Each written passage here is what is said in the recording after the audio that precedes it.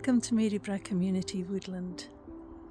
This woodland was bought by the Maryburgh Community Company in autumn 2022. This followed several decades of neglect of this piece of land. Since the MAC took over the woodland, they've set up a woodland group who have been looking at making the woodland safe, and we've now started looking at a programme of trying to eradicate invasive non-native species and also tidying up the edges of the woodland.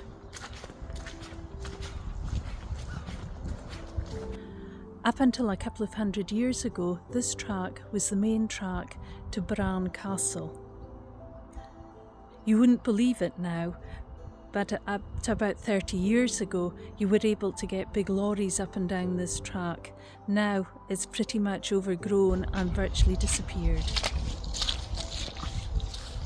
There are several problems with this path. The vegetation holds much of the passing water, and this section is often waterlogged, sometimes all year round.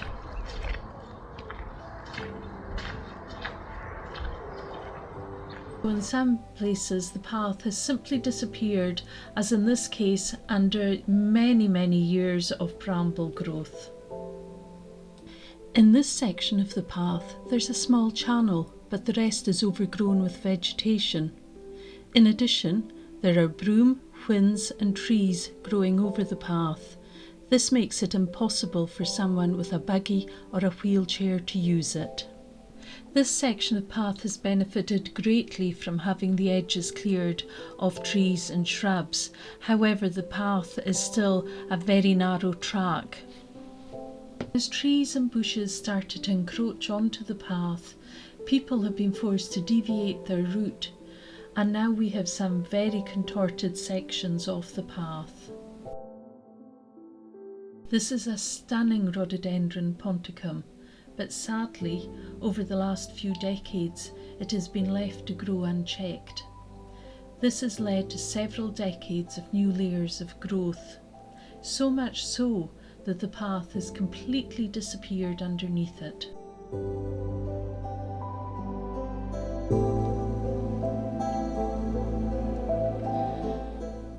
We have now joined the second of our core paths.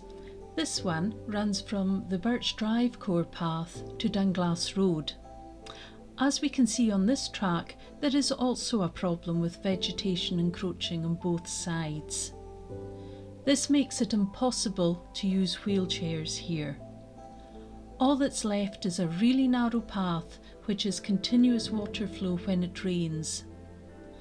The water has badly eroded this track, and it's now really difficult to negotiate for people with mobility problems. Exposed roots also add to the difficulties. We're now approaching the part of the path where it meets Dunglass Road.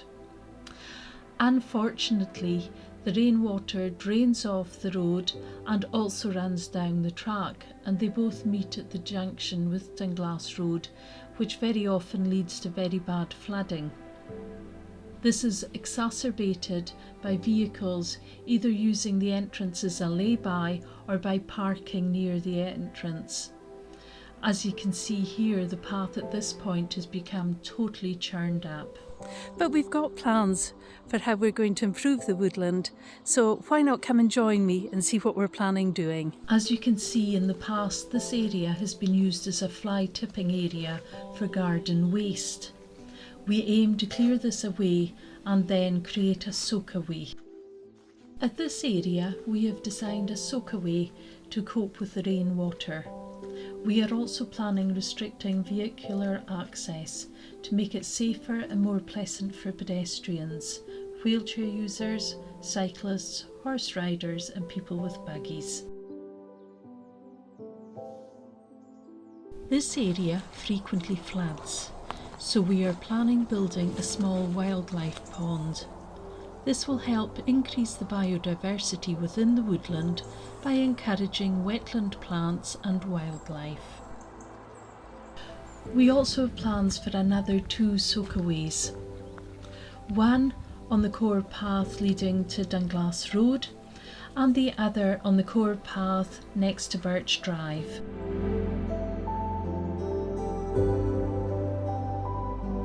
A major part of our work has been to try and come up with solutions to the footpath problem because they're badly eroded and overgrown, and also to the drainage. We are planning clearing the rain garden and making sure it's a lovely biodiversity haven with trees, bushes and wildflowers.